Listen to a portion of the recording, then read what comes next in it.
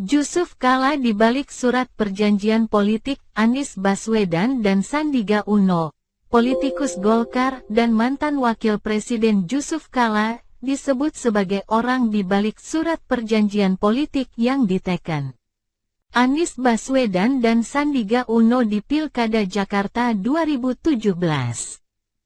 Keterlibatan Jusuf Kalla itu diungkapkan oleh Wakil Ketua Umum Golkar, Erwin Aksa dalam podcast Akbar Faisal Unsesoret yang tayang perdana di YouTube Sabtu, tanggal 4 Februari tahun 2023. Erwin Aksa sendiri adalah keponakan Jusuf Kalla. Peran Jusuf Kalla itu terungkap saat Erwin bercerita tentang perjanjian politik antara Anies Baswedan dan Sandiaga Uno saat mencalonkan diri sebagai gubernur dan wakil gubernur di Pilkada Jakarta 2017. Perjanjian politik itu, beber Erwin, antara lain berisi tentang pembagian tugas gubernur dan wakil gubernur jika keduanya terpilih dalam pemilihan kepala daerah ibu kota. Ini juga atas maunya Pak JK, kata Erwin Aksa sembari menyebut inisial pamannya tersebut. Ibu Erwin Aksa merupakan saudara kandung Jusuf Kalla. Erwin mengatakan perjanjian yang sama pernah diteken oleh Jusuf Kalla dan Susilo Bambang Yudhoyono saat keduanya bertarung di pemilihan presiden 2004.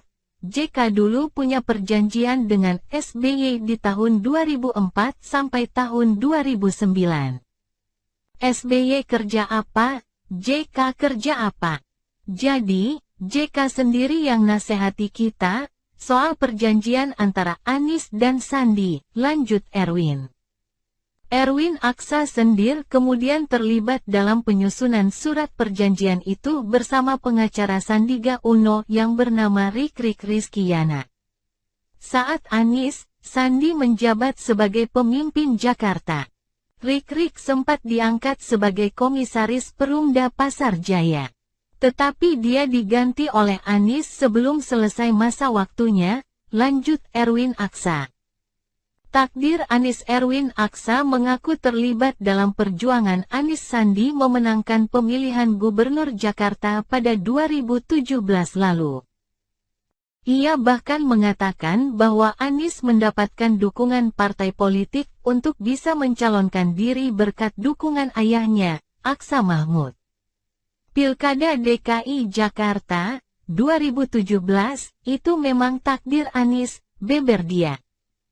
Erwin bercerita, ayahnya Aksa Mahmud pernah bertemu dengan Anies Baswedan dan Sudirman Said di Hotel Grand Melia Jakarta untuk membahas pencalonan Anies. Erwin menyiratkan ada komunikasi politik antara pihaknya dengan Prabowo Subianto, Ketua Umum Gerindra, sehingga Anies Baswedan bisa memperoleh dukungan untuk mencalonkan diri jadi gubernur Jakarta di Pilkada 2017 silam.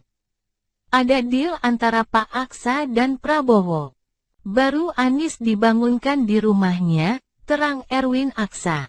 Erwin juga mengungkapkan tentang adanya perjanjian hutang piutang antara Anies Baswedan dengan Sandiaga Uno.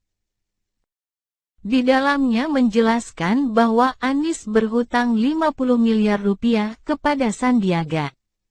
Uang itu digunakan untuk membiayai logistik Pilkada Jakarta di 2017 lalu. Baik Anies Baswedan maupun Sandiaga Uno belum memberikan tanggapan terhadap keterangan Erwin Aksa ini.